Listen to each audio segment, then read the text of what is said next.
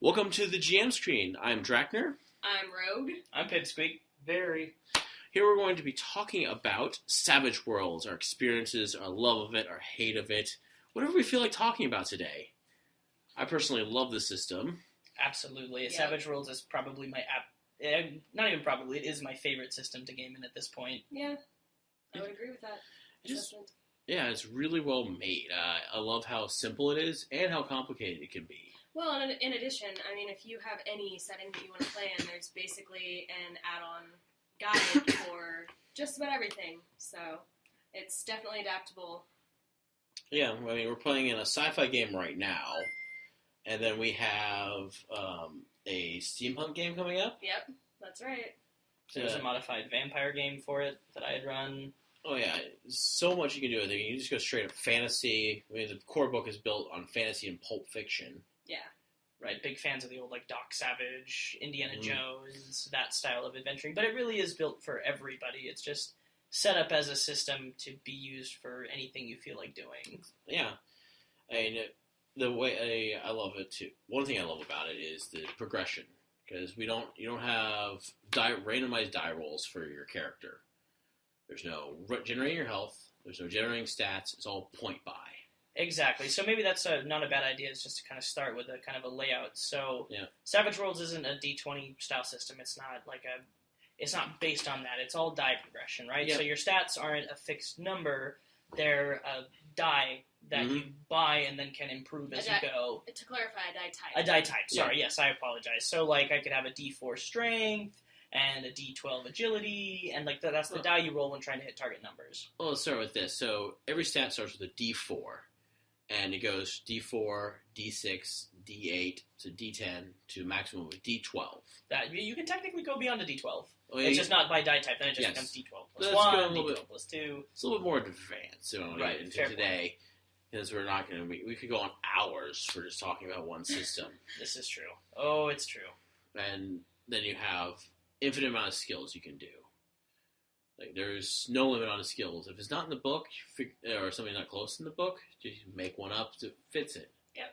And it's all dice-based. Definitely a big part of Savage Worlds is just GM approval, right? If you think it makes sense, run it by your GM. There's a lot of agency given to players and a lot of control given to GMs that you don't see in more formalized, more highly rigid rule systems that say, they always come with a little caveat of, if your GM says it's okay, do it. But there's so many more rules that already cover certain situations that you don't see as much flexibility. Yes, Rogue? What's funny to me is it's such a simple... When you read through the rulebook, it almost seems watered down, right? We all came from D&D where there's a lot of rules and there's not really much, oh goodness, what do we do in this situation? Well, look at the book. Okay, there's the answer. Savage Worlds, it's a little bit more fluid. It's basically, even with all of the, accompanying guides for different adventures and things like that, you really have a lot of the rules open for interpretation. And it's really up to, either what the group decides, makes sense with the GM, or, what the GM just, ends up telling you. Yeah. You have some points, Veri? Yeah, and I'd have to say... Savage Worlds compared to D&D, there's no Dungeon Master's Guide. No. There's no monster manual. And so some game masters, for those of you who are listening, you might not like it. You might like to have that set-in-stone idea. You might like to have those tables of when you're designing that encounter and that you can roll off and have that variable system. But for GMs like myself and Ro and Pip, we like to be able to come up with whole entire worlds of our own, and it takes a lot of backseat work before the session even starts of how you're going to plan out these rules. And yeah, and it makes it a lot easier too. If you want a freeform game, you're not stuck in this setting only. You have infinite imagination to go from. Well, and I think that is probably both the greatest strength and the greatest weakness of Savage Worlds, is if you game with a group of people who are very good at coming up with their own solutions and happy to move forward with things that just generally make sense, Savage Worlds is going to be a really good fit for you. If you play with people who are very much, I need this to operate by a rule, I need a calling to be neutral outside of just the judgment of the GM or the general consensus of the players, that's where Savage Worlds, and this coming from somebody who, this is far and away my favorite system, that is probably a limitation, is if you have somebody who wants to reference specific rules to make calls on things rather than just trusting the GM. I could see Savage Worlds getting a little out of hand with a very inexperienced GM, or a GM who games with people who are very, very rules-oriented, because you won't be able to have something to check that against or to mark that against. Though my second game that I ever ran was in Savage Worlds, and before that I'd only run maybe a handful of sessions in a different system, and Savage Worlds actually still was fairly easy for me to figure out, because, again, I had read through all of the rulebook before I even started playing Savage Worlds as a player, and knowing the general rules before you even start jamming is pretty good. I feel like, you know, it is difficult, but at the same time, if you've been playing in different other systems, it's not nearly as difficult to figure that part out. Nah, as from a GM's point of view and from a player's point of view, it's a lot easier. And you have some interesting things that are not in every game. I mean, there's sort of up here the Benny system. Yeah. Oh, I love the Benny system. Because it's a really great way to make people feel heroic. I'll let you explain it, but I just love the Benny system. You get 3 bennies to start off at the beginning of each session. If you don't use them, they're gone. You start with 3. You can get more from the GM for doing something really awesome or really hilarious, depending on who you're with. Well, and the group can award bennies as well if your GM allows that, which is really cool. It's usually a GM will hear a suggestion, this person deserves a Benny for a really great joke in character, and they'll go, yeah, that's deserved. But what a Benny does in-game is it just allows you to re-roll a single roll. So just if you if you screw up an attack roll, or to soak up damage, yes. So if somebody hits you particularly hard and you go, nope, that's going to be the end of my character, we should probably fix that. Yep, and it's saving grace. It is, and it's a great way to feel super heroic, because it's just like, I remember, it didn't pan out super well, but in the sci-fi game we're playing in, basically a robo-assassin, cyborg assassin, basically, and my goal was to jump on this power-armored marine and, hopefully bowl him over and get, really get in his face, and I definitely totally screwed the roll. You biffed it. I biffed it, and then I biffed it twice more with 2 of my bennies. Yeah. So, I mean, the terrible example for doing something heroic, but I mean, we have also used bennies for things that are pretty awesome. Yeah. So, the wild die, actually, is something I really wanted to mention, because that's really neat. In D&D and other systems, you roll 1 die, and then you add your, various modifier, and you either you pass or you fail. In Savage Worlds, you get your die that you're rolling, and you get a d6, which is your wild die, which, you roll both of them at the same time for whatever roll, or whatever task you're rolling for, and then, whichever one has the higher value is the one that you take for that particular skill, which is really neat, because, you could totally fail on 1 die, and... You can always use your wild, and even with your wild die, you can still do explosions. Yes. So you have the explosions on there, where if you roll the maximum on it, you roll again. If you roll maximum on that, and you can do that infinitely. Yeah. Or until the GM says, stop that, because you're already going to destroy it. Yeah. Stop, it's already dead! You've blown up a small planet. What planet, exactly? Well, what did you do to the power-armored space marine that I was trying to chop into bits? I disintegrated him. Yes. What armored dude? With my plasma pistol. As we were saying, awesome. What armored dude? Yeah. But that just wants me to bring up the reiteration of it. Savage Worlds, I've seen at least 6 or 7 different systems, and Savage Worlds has the best open book feel to it to allow any system that the GM wants to place for their players. Now, for the sci-fi game that we keep reiterating, our GM has the sci-fi trope. There's a lot of Firefly tropes in there. You see a couple basic sci-fi elements from Shadowrun showing up. But the point is that they're not exactly Firefly. They're not Shadowrun. It is his homebrew world that is using this basic building blocks that Savage Worlds provides for GMs, and it allows players to come up with ideas. It promotes GM-player interactions. And I totally agree with that, and I feel like this is a good opportunity for you to talk about your character, because one of the biggest things I think Savage World does well is trappings. And the trappings that they allow you to put on... So I'll basically explain what trappings are, but then you've got to tell them about Blackburn, because Blackburn's amazing. Oh, yes. But trappings is basically the way that Savage Worlds lets you make things allows them to make a very generic system that then you can make very personalized, right? So, for example, they have, I think it's called, like, Blast, or something, which is literally just like it's supposed to cover any sort of power that makes a blast effect. So you can use it as a magic missile, you can use it as a fireball, a ray gun, missile. Like it just covers. It's just supposed to do a particular effect. And then trappings are what you add to it and work out with your GM for what exactly it looks like, what extra effects it might have, and so how it's going to play out more specifically. So again, very good in groups that are willing to have GMs and players work together to come out to a good balance. Yeah. And in our current sci-fi game, Blackburn is the one with the most interesting trappings, I'd say. Oh, yes, he does. Well, in the sci-fi game that our friend is running, he has made it to where psychics are a thing. And for those who have watched, say, Babylon 5 or in 40K, you know that psychics can be particularly dangerous if they are with groups. They are also very unstable. And again, with the Firefly trope involved, the Blackburn character has basically evolved into what if River Tam combined with Harry Dresden, but was haunted by an evil Baba Yaga-like gypsy who has his soul trapped and is ready to manipulate him at a moment's notice. Now mix in little ice powers and a creepy teddy bear. Exactly, and so then when these powers manifest themselves, I mean, again, it's just the power is just called, like, Blast or Fear, but they come with these particular ways of looking, and they even have real in-game effects that come from what they're supposed to do. I mean, the spell is just called Blast, but yours froze 2 Marines last session. Yeah. Yep.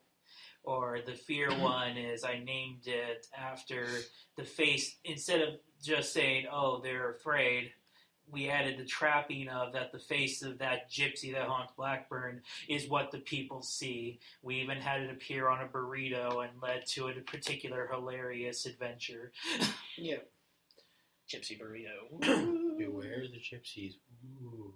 I also like that you have that little magic 8-ball in your character. Yes. Because that is hysterical. And that's not even one of the rules. That was something added in. Yeah, but it's just something that you. I mean, it's the same thing. It's just something you can add in. You can't do that super easily in other stuff. Actually, I'm gonna disagree that you can do that with any game. Mm-hmm. And something like that. I mean, the Magic 8-Ball easily you can go and add that in. Yeah, but will your GM actually go and do that? Yeah, that's the thing. That one I see depends on the GM, because you could have someone have a quirk like that. They stick a Magic 8-Ball or something to randomize what they do. Yeah. Which we'll talk more about quirks and flaws when we discuss Hackmaster. Oh my. But my one last little tidbit, I'll continue to speak, but the one last thing I really want to throw in when it comes to how wonderfully customizable Savage Worlds is any veteran gamer out there who's played D&D must have attempted to create a prestige class and remembers how painful it was to try and even adjust the rules at all within the D&D system. Yeah. I did it in 3rd edition. I'm sure everybody's done it who's played D&D before. Well, yeah, right? We were raising your hand saying, yeah, we've tried it. Right, everybody's tried to do it. It never usually pans out all that well. I ran a vampire game, a proper vampire game, mind you, no sparkling or baseball. And it was really, really fun, but I didn't just adjust classes. Like, I completely altered the rules of the game, and the core system is so solid that with only 1 or 2 playtest sessions, it came out really well balanced. Combat made sense. I was able to focus entirely on the story, and just being able to fiddle, and they encourage you in the books to fiddle-faddle with the rules and add your own extra little things and feelings, and it worked out super well for what was, in my mind, my favorite game that I've ever created. Yeah. Here's the thing. There are no classes in this game. Yeah, that's no exactly classes. what I was just going to say. There's no classes. It's not classy at all. It's not. It's based off of what you want your character to do. So if you want to play a warrior-type character, you just up your strength and your vigor, and you're good. I mean, you want to play a paladin, or a cleric, paladin, fighter, rogue, wizard, you could do that.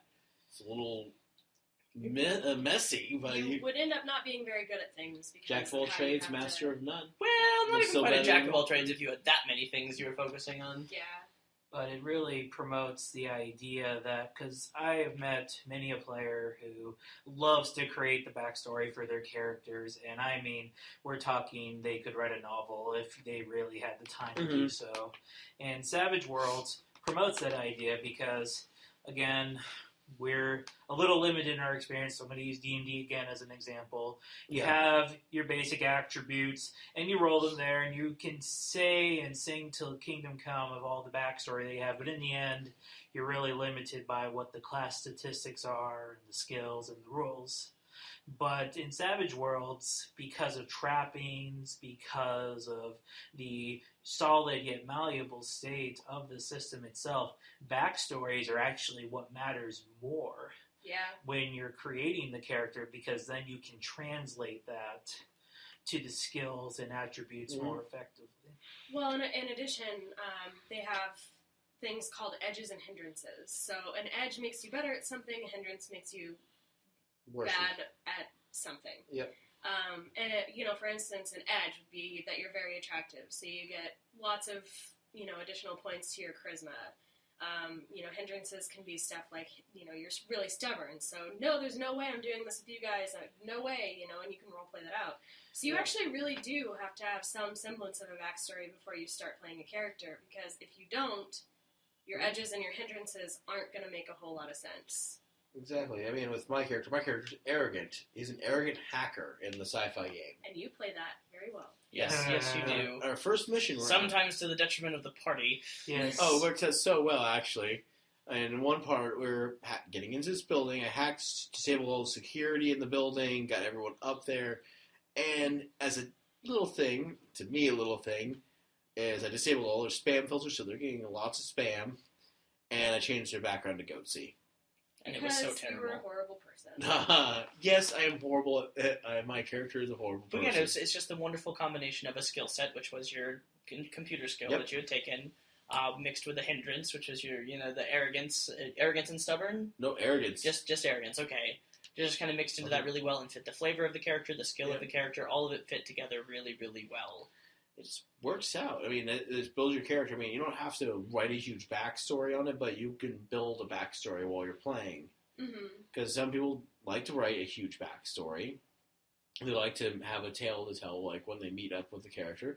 Some people are like, I'm going to build my character as I go along. That's what he's good at, but what is he doing really? What is his goals in life? Well, or her goals? Well, and you can pick one archetype and just be like, yep, that's my character, and build your character off that. It doesn't have to be, she's a thief with a heart of gold. It's really not. Yeah, I mean, not quite that. You can do a lot. I mean, you could be a thief with a heart of gold, you said. You could be an all-powerful wizard. You could be a peasant. You could just play a peasant. You truly could. I mean, some people want to do that. And we're not going too in depth on the system. We're just more talking about our love and hates of it, which Just mostly love. Mostly, well, and we haven't even said what is by far the best rule thing about Savage Worlds. The rulebook's $10. Yeah. Oh, it's a cheap rulebook. Like what the PHP is $50 for D&D. Yeah. Oh no, they're all $50 each. Oh yeah, well, I was just saying that the Hackmaster book, you have to murder a virgin and offer it up to Baal and climb Mount Olympus and to get that 1 hour. All in 1 hour. Yeah, and then suffer through 3 hours of character creation. We'll discuss Hackmaster later. Yeah, we will. There's one system we love and hate. Most people hate it. I enjoy it. I'm going to say that right now. There will probably be a little bit more heated discussion about Hackmaster, but we're all pretty happy with Savage Worlds. If I had to say, I'm actually curious if anybody has any criticisms for Savage Worlds. Yeah, there's probably going to be some. I would say that Savage Worlds was one of those systems where it's deceptively simple until you get to combat, and then the GM better know what the hell he's doing. Yep. Because I was in many games, either single shots or games where the GM would look at the encounter. This GM had 10, 15 years of experience in D&D and would look at a creature and be like, oh, this is a group of 4 people. They should be able to take on one of these creatures, no problem. I'll just have it here, and then the party would get horribly wiped. All because he or she would not understand a basic statistic that was deep somewhere in the book. Because the book is still 200 to 300 pages long. This isn't a flimsy little PDF sheet. No. Right. And unfortunately, that led to some of the only issues I saw crop up with Savage Worlds' combat system. The role-playing was great, the skills were great, but combat, if you didn't have a GM that knew what he was doing, got really sluggish. Yeah, that is what I was going to bring that up too. Is combat is hard because it is deceptively simple, but the GM needs to have control and know what he or she is doing. If they don't, then the combat will just destroy a party. It's also this would probably be my biggest criticism when it comes to combat is it's really difficult to scale bad guys. So you have extras and you have wild cards, and basically the way the system works, not to get too in depth here, but the way the system works is when you get hurt a particular way, you take a wound. And if you're an extra, which is supposed to just be your flunkies, your henchmen, things like that, they just die. They're out of combat, knocked out. They're removed from play in terms of that combat. They are the one-hit wonders. Whereas wild cards will have, are supposed by the rules to have 3 wounds. So you can either it limits the way that you can scale bad guys that are supposed to be particularly difficult, right? You can have lots of them.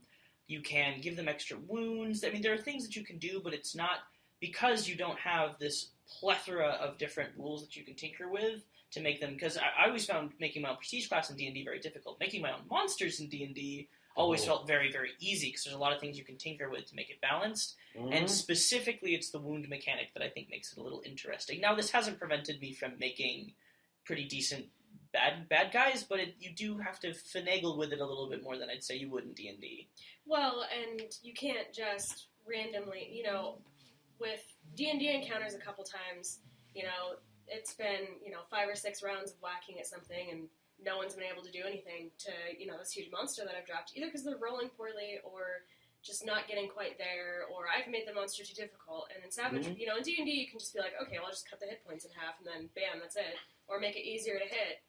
In Savage Worlds, you really can't do that. You can't just, take away a wound from the monster. You can't just, make it easier to hit, because then it's extremely easy for people to tell exactly what they need to be rolling to hit a certain, target number.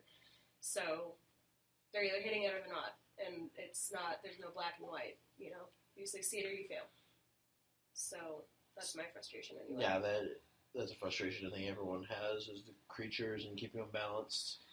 But even that may end up just being, I've played D&D since so I've played D&D for 15 years. I've played Savage Worlds for 3. Yeah. It may just come with using the system more and more and more, because it's definitely become kind of the go-to system for our game group. Because then we get to experience other things besides just fantasy.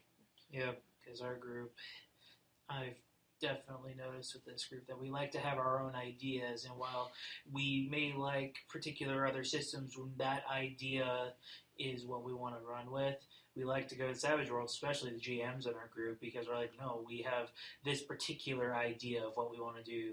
Rogue, for example, wants to create a steampunk game, which is awesome. And yes, I know there are a plethora of RPG pen and papers out there for steampunk, and most of them look pretty interesting, but Rogue has her very own distinct ideas of what she wants to do. So Savage Worlds is most likely going to be what she does. Well, and that's the thing, any rules that are not in, even, I think they might have a steampunk companion, I can't remember. Even if they're not, it's very easy for me to just make a list of the different weapons you can have, the different, I guess it wouldn't be armor, but, clothing. Yeah, protective clothing that you can wear, different gadgets you can have, things like that. It's very easy for me to sit and make a list based off of things that are found in Savage Worlds, because it is very, make up your own thing and apply it to whatever we already have in the book. Yeah. So. And then even if there isn't a official book on it, there are so many fan-made content. Yep. Oh man, it's outrageous. Just two quick examples: Fallout, Mass Effect. Yeah, isn't someone doing a Wheel of Time or yeah. did one? Well, because there was a Wheel of Time role-playing game that they did for a little while that just kind of died. But yeah, somebody is working on a Wheel of Time Companion. because Wheel of Time, for anybody who hasn't read the books, has a very complicated magic system that would be difficult to translate into a game. And if any game could do it, though, I would believe it would be Savage Worlds. Yeah, I can see that. Right. It's not too bad. I say that's one thing that's really great about Savage World is that you can do anything in it. Yeah. You want Stone Age game? They can be in there. You want fantasy? I was totally kicking around a Paleolithic game, too, for a little while, but too many people were not interested. I think it'd be great. I think a Paleolithic game would be awesome. We could play a god game. We could play as gods. Literally. You could. There's probably a way in there. I haven't looked into it, but... Oh! There are no levels in Savage Worlds. No, that's another wonderful thing. Well, I mean, you go up different ranks. There's, novice and...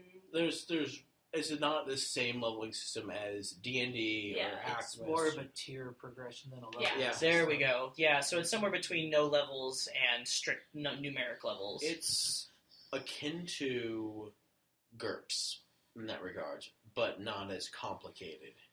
Because you can gain experience, and then once you gain enough experience, you can go up a tier that allows you to have access to more spell-like abilities, more edges in particular. And there's 4 tiers of play, going from novice to veteran, legendary, and I forget season. Novice, season, veteran, legendary. Yeah. Legend. Wait for it. Dairy. Somebody had Was to that say necessary? it. Somebody had to say it. It was. Yeah, there's that. I mean, as you gain experience, you will be able to up ranks in certain your skills, up your stats. Yeah, your attributes. Yeah. But unlike, say, D&D, where the monsters have... The DMG has a whole table of this monster was this challenge rating, the party was this level, you get this much XP per monster. No. It's more based on the GM thinks, oh, you completed this story arc to good succession, everyone gets this 1 point. It's 5 points per section, and then once you get 20, then you've gone up a tier. 25, I think. Something like that. Well, and you can be awarded anywhere between 1 and 3 points per session. So 1 is, You sat and twiddled your thumbs all day. Well, no, a lot of story was being told. 2, you did something, pretty normal. You fought some bad guys. You did something creative, blah, blah, blah. 3 is like, you had the best session of your lives. I don't think we've ever had a 3. You took out 3 wild. You took out multiple wild cards. Yeah. No, we did. We got 3 for our very first session in the sci-fi game. Because we did 3 and then 2. Mm-hmm. Because we had a hut pulled off from Major Heist. We did pull pull off off we Major did. Heist. I mean, it happens. Without killing anybody on accident. Yeah. 3 is like the highest they recommend. You could, if something really amazing happened, you could push it to 4. Well, And again, that's it's discretion. GM discretion. Yeah. I like the 1 to 3 thing, though, because that means that you're leveling every 2 to 3 sessions. Yeah, I mean... Which are not leveling, right? You're getting... So every 5 points you get to get an edge or up an attribute or things like that. So it makes sure that you're progressing your character relatively, at a pretty reasonable pace, so that within, 7 or 8 sessions you're moving up to the next tier. Yeah, you're just becoming more experienced, literally. Yes. Yeah. I mean, there's not much else I can really say about Savage Worlds that we've already talked about without going, completely in depth on how to play a game. Right. Just go try it. Yeah. Just go try it. It's $10. And also Yeah. the core system and $20 for the hard copy. It is for the hard copies. You can get it cheaper. I'll be throwing a link in the description below on the link to their site if you want to check it out. Yeah, and if you have any questions, Comments? Yeah, anything about the system, you want to know how we did certain things. We've run just about every kind of game you can run in Savage World, Yep. so we're pretty experienced. If you need any assistance, let one of us know. Absolutely, and we definitely recommend it. And we'll talk about the other systems that we like or have some opinion Handles are out of on. control again. Why are we not the bets? It should be bits. Inside joke. Anyway, but yeah, we'll be happy to add some extra stuff here because there are definitely other systems we know and love to hate, and Yeah. there will probably be greater debate over D&D and Hackmaster and some of the other systems we talk about. But Yeah, we love hearing from you guys as well about what your experiences are. So if you ever want to email us, comment, whatever. Yep. Just don't we show will up at our respond. house. Yeah, don't show up at our houses. We live at 1600 Pennsylvania No. Avenue. We like baking soda in bags, so Oh God. NSA is listening now. And laughing their asses off. Yeah, probably. All right. Well, it was a pleasure as always. It was always fun. Talk to you next time. Okay, bye. Bye. Drive safe.